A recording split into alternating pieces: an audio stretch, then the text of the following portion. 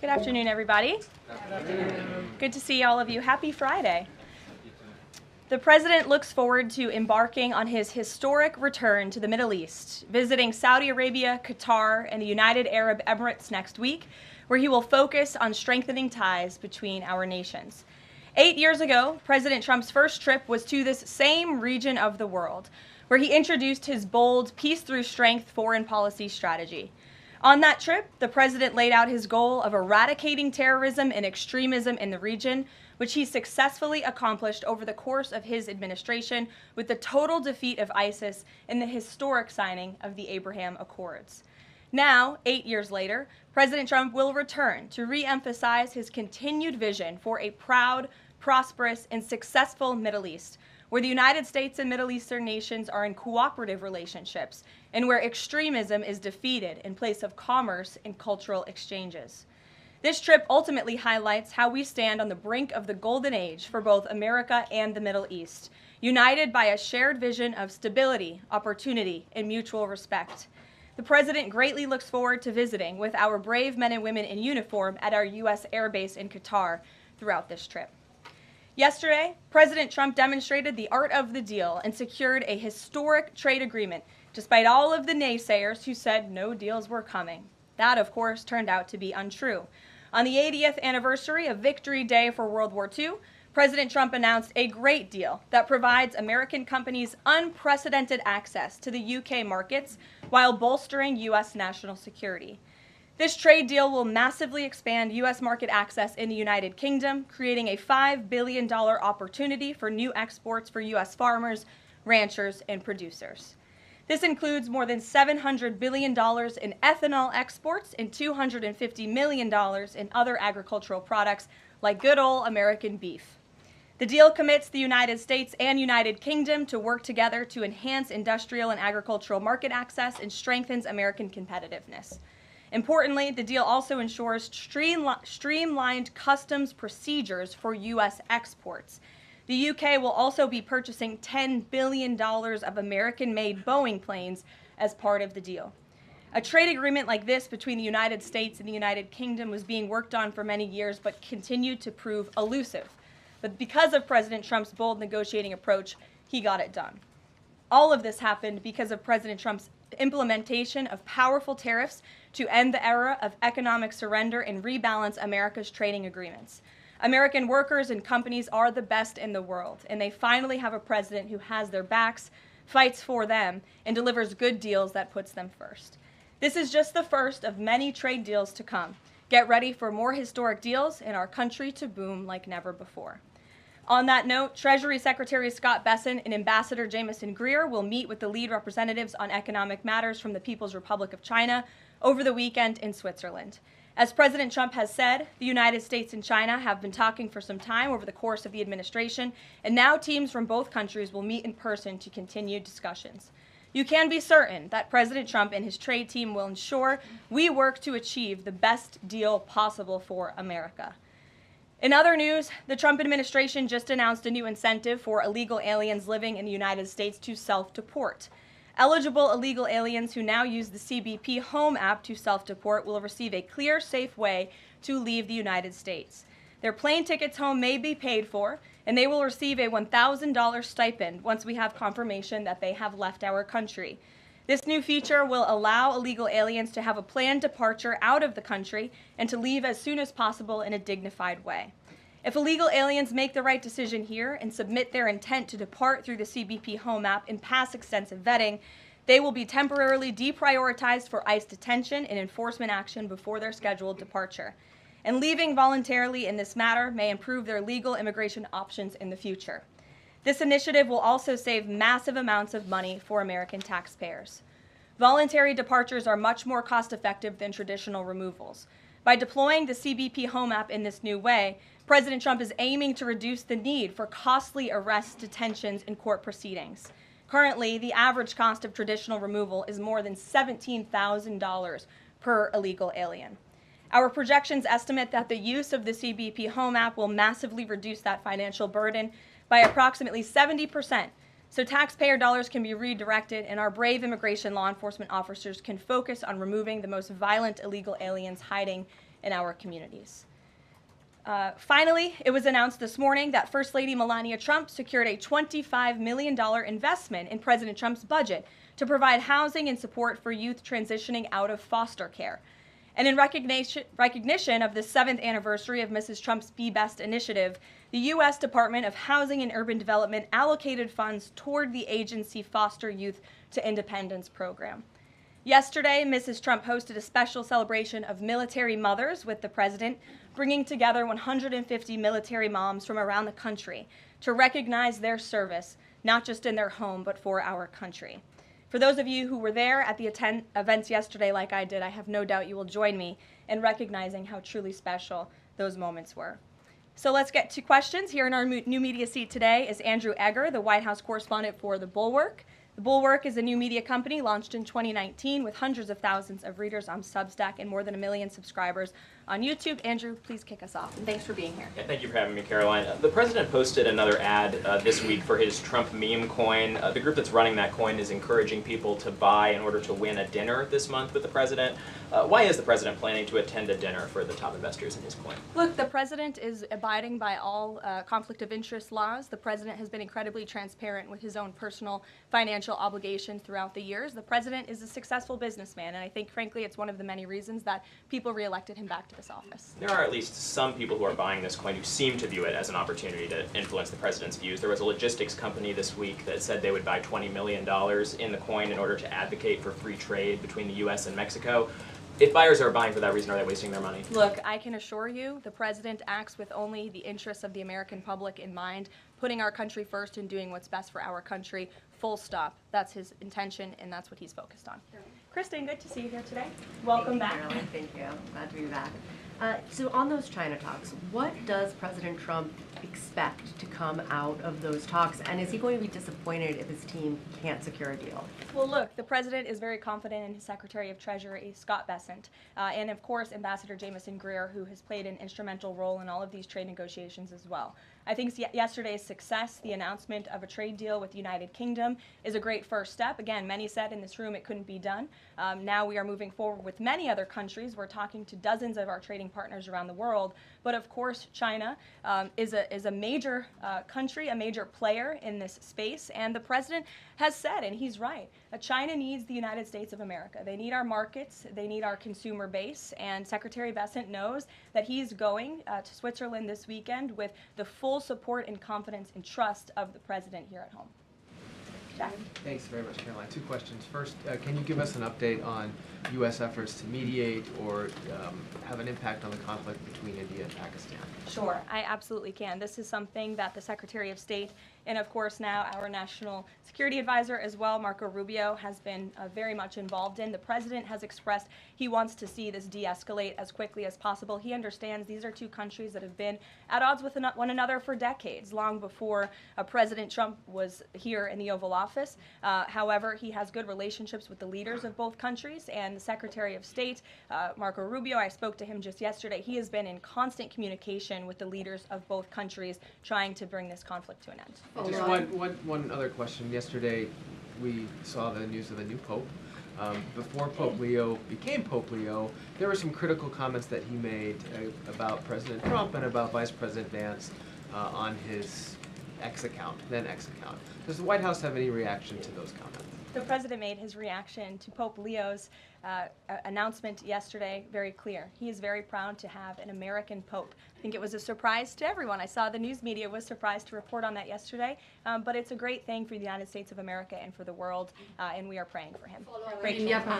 Thanks, Caroline. The president has been pretty firm on keeping these 145% tariffs in place on Chinese imports. Today, via Truth Social, he said that he'd be possibly open to lowering those to 80%.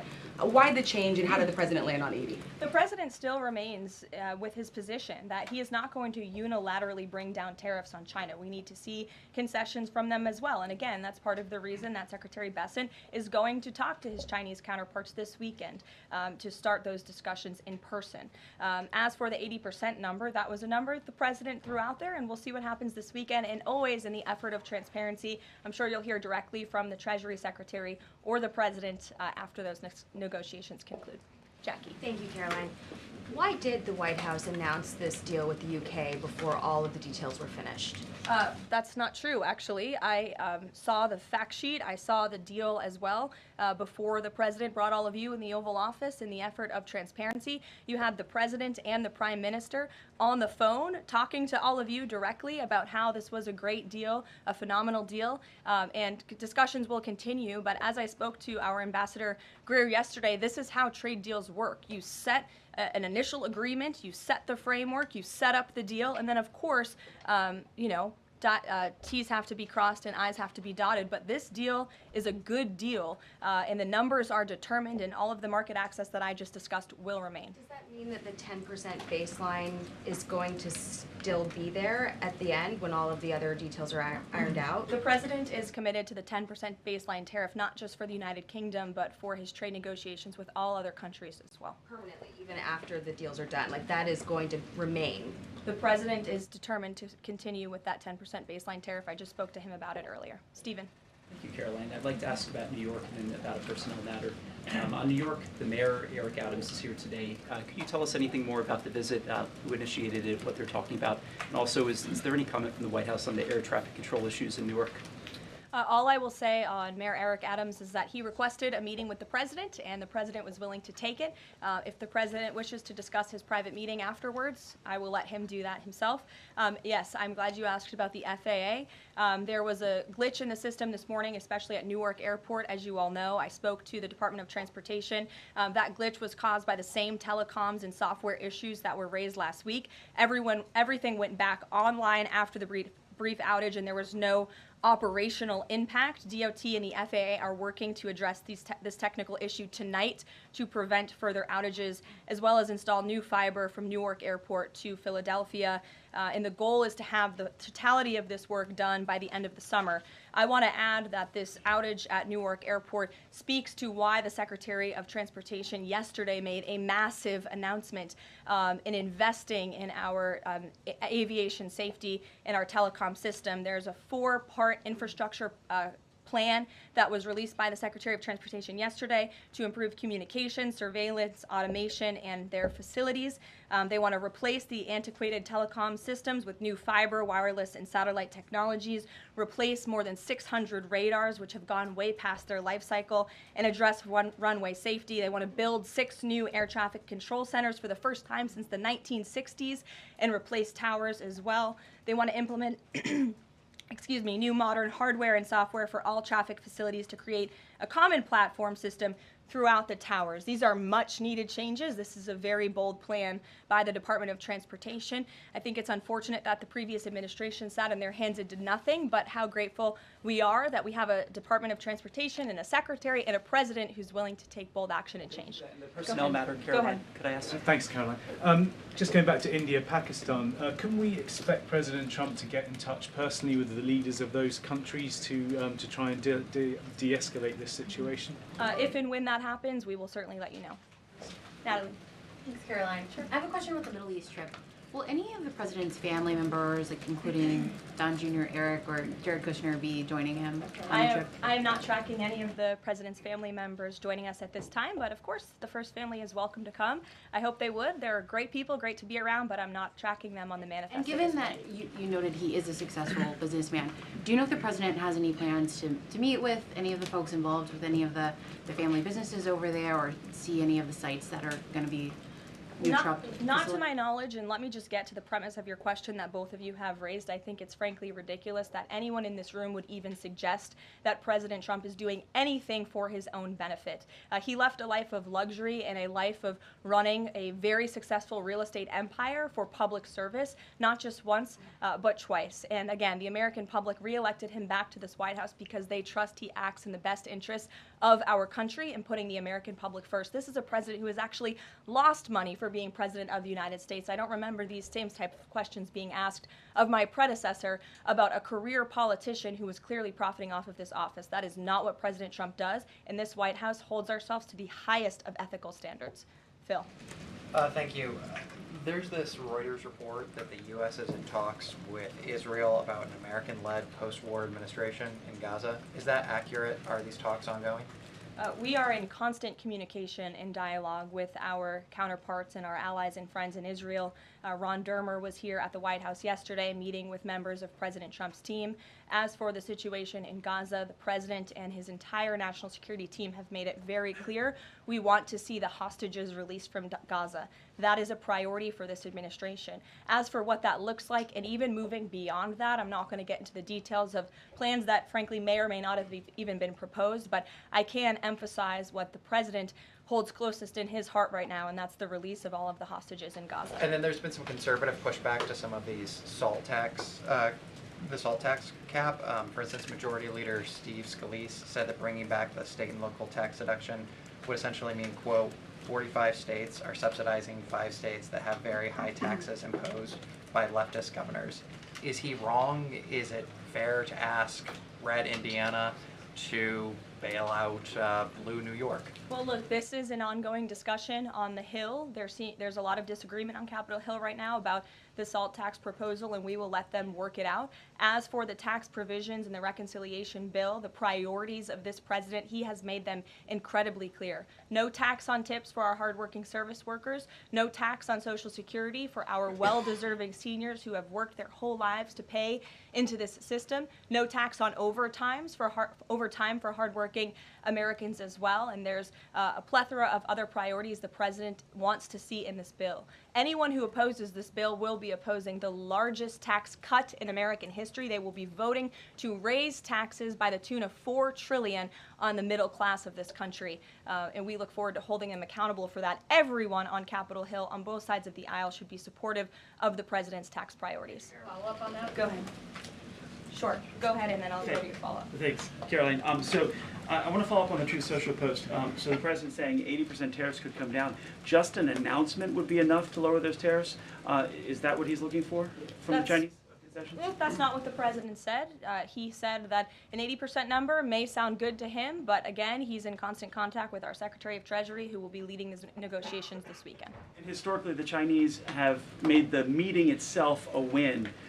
What does a win look like out of these meetings for the president this weekend? A good deal for the American worker and the American people. Go ahead. Thanks, Karoline. Yeah, back to the reconciliation bill. Can you just clarify the president's position, though, a little bit specifically on the tax issue? Because in his Truth Social post, he said this morning that he would accept even a tiny tax increase for the rich, but then says Republicans probably shouldn't do it, but I'm okay if they do it. So what is it that he wants? Does he want them to increase the tax rates? The president wants tax cuts, the largest tax cuts in history. He wants to extend his historic tax cuts from 2017, and he wants to see all of the other tax priorities that I just laid out for you included in this bill as well. As for the policy proposal you're talking about, the president has said he himself personally would not mind paying a little bit more to help the poor and the middle class and the working class in this country. I think, frankly, that's a very honorable position. But again, these negotiations are ongoing on Capitol Hill, and the president will weigh in when he feels necessary. Encourage them to have a higher bracket for top earners? The president has made his personal position on this matter clear. Michael. The president's in constant communication with leaders on the Hill. Ahead of the president's trip to the Middle East, he's mentioned he wants to rename the Persian Gulf the Gulf of Arabia.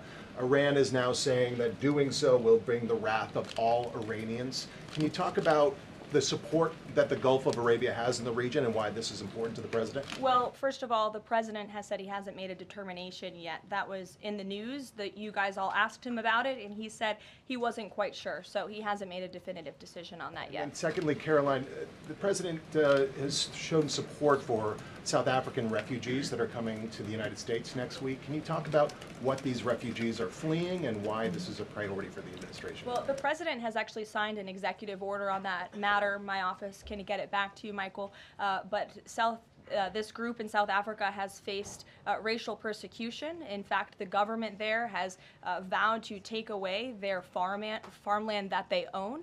And so the president has talked significantly about this. As for further details on refugee claims and asylum claims, I would defer you to the State Department. Can I follow up on that? Go ahead.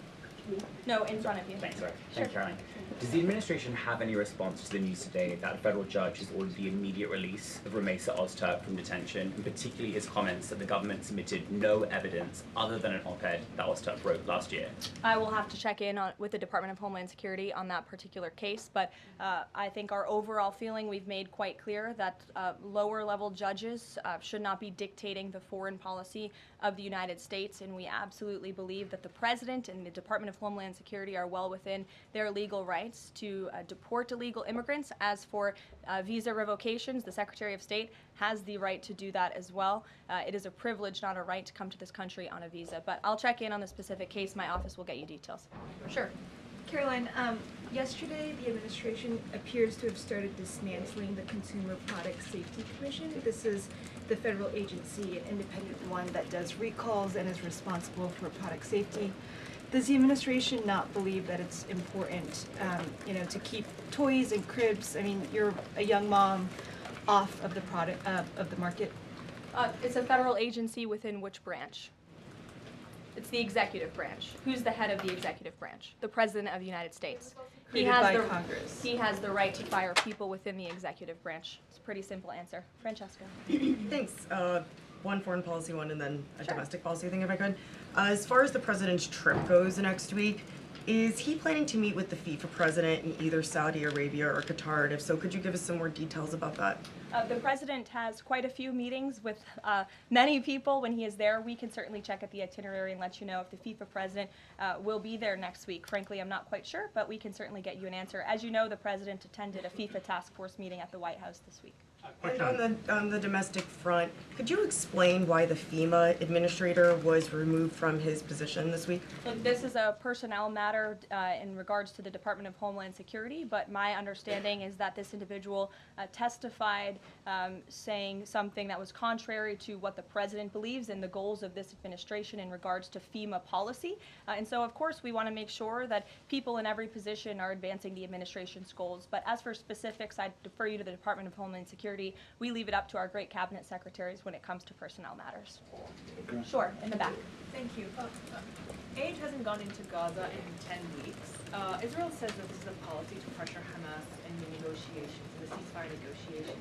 Is this a policy that this administration supports? The president answered this week. He said that he wants to ensure that aid can get into Gaza, but we have to do it in a responsible way to ensure it doesn't end up in the hands of terrorists. So this is something the administration is actively working on, and when we have a policy to announce on this definitively, we can certainly let you know. Can you talk about this effort for the U.S. to take over the distribution of aid in Gaza, to exclude Israel, but also international organizations said this effort militarizes aid?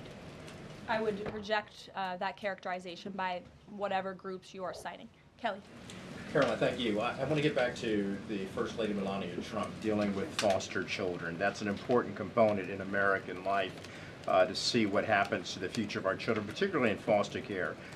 Can you explain the significance of this development between the First Lady and the housing and urban development? Yes, absolutely. It's millions of dollars that will go into a program that helps these children transition out of foster care to have productive and positive lives. And I'd like to share a personal story since you asked if I may. I hope the First Lady won't mind. I was at an event in Florida last year, and I was approached by a gentleman who was a foster dad, and he had taken in, I think it was 6 or 7 foster children. And he spoke to me. He had recognized me in my work for President Trump's campaign at the time. And the little boy who was with him talked about the personal relationship that he had with First Lady Melania Trump. And the conversation she had had with him and how she really encouraged him to be the best that he could be during her first term here at the White House, and how even after she and President Trump left the White House, she kept in very close touch with this young foster child. It was a touching moment that I will never forget, and it speaks to the heart of this First Lady and the great work that she is doing for foster children. And this is certainly a very big announcement that I know our Secretary of Housing and Urban Development is in particular very excited about, and we can certainly get you all the details on that program. John. Thanks a lot, Caroline. I want to ask you about the trade deal that the President announced yesterday with the UK as it relates to the auto sector. Sure. The trade group that represents the big three here in the U.S. believes that it may put the big three automakers at a competitive disadvantage. What the trade group says is that it will now be cheaper to import a UK vehicle with very little American content than a USMCA compliant vehicle imported from Mexico or Canada with just 50% American content. What's your response to that criticism coming from this trade group? Well, first of all, let's be clear about what the deal does. It sets a 10% rate on auto imports for the first 100 cars that are imported into the United States. 100,000 cars, thank you. That would be very few cars. 100,000 cars imported from the United Kingdom. After 100,000 vehicles, it goes back up to a 25% tariff. And as for our U.S. auto manufacturers, our auto industry, the president wants to put them on the best pedestal to compete. And by the way, if they produce vehicles right here in the United States of America, they will face no tariff at all. I would argue of any industry, the president has spent more time talking to and listening to the concerns of our auto industry here at home. He hears them, he believes in them, he wants to see them produce their vehicles here in the United States of America. This is a good deal for them too. Is this a model for European and Asian vehicles as well, what we see coming out of the UK trade deal with the US? Look, all of these deals are going to be tailor-made. The president has said that from the beginning. It's very apropos that the first trade deal was announced between the United States and the United Kingdom, one of our oldest and greatest allies, but each country has unique concerns and challenges in terms of American industry. We need to open up markets in every single country, and obviously the needs are unique, so our trade team is looking at each country and the advantages that we can pursue for American industries and American workers. Sure. Happy early Mother's Day. Oh, thank you. The president said yesterday that he would be speaking with Zelensky shortly. Did that call happen yesterday, or do we expect that to happen in the near term? The call happened yesterday. President Zelensky called the president to tell him that the critical minerals deal had passed the parliament in Ukraine. I talked to the president about that call. He said it was very good and productive, and of course the critical minerals deal is great for Ukraine, but also of course for the United States of America and our taxpayers here. It was a good call, and they also spoke about, of course, the ceasefire that the president proposed, the 30-day ceasefire between Russia and Ukraine, which we know Europe is on board with, and we hope both countries will agree to. So next week, do we expect President Putin, is there any chance that he could meet with Trump while he's in the region? The president answered this yesterday. Not going to happen. Question on ceasefire. Has he got any reaction from Zelensky or Putin on the proposal for ceasefire? Is he satisfied by the reaction to that proposal? Not to my knowledge, but certainly if there is a reaction and updates, I'm sure you'll hear directly from the president. Question, the president fired the Librarian of Congress. Why did he choose to do that? We felt she did not fit the needs of the American people. There were quite concerning things that she had done at the Library of Congress in the pursuit of DEI and putting inappropriate books in the library for children, and we don't believe that she was serving the interests of the American taxpayer well, so she has been removed from her position, and the president is well within his rights to do that. John. Thank you, Caroline. Happy Mother's Day as well. Thank you. President Trump ran on delivering the biggest tax cut in history, got over 70 million votes. Right now, you got a handful of obstructionists in the Republican conference that are saying they're not going to go along with his tax cut package. You just said those that don't will be held accountable. What is your description of being held accountable? Well, look, I think they'll be held accountable by the voters in their respective districts if they choose to vote for a tax hike to the tune of $4 trillion, which would raise taxes to thousands of dollars per household in this country. The president has great political instincts. That's why he's back in the Oval Office, and Capitol Hill should follow his lead. As for the president, speaking of him, he will be signing executive orders later this afternoon. We are happy to provide more information on those executive orders if you wish. Thank you for the Mother's Day wishes, and happy Mother's Day to all of the moms in the room. And don't forget to call your mom this Sunday. See you guys later. Have a good weekend.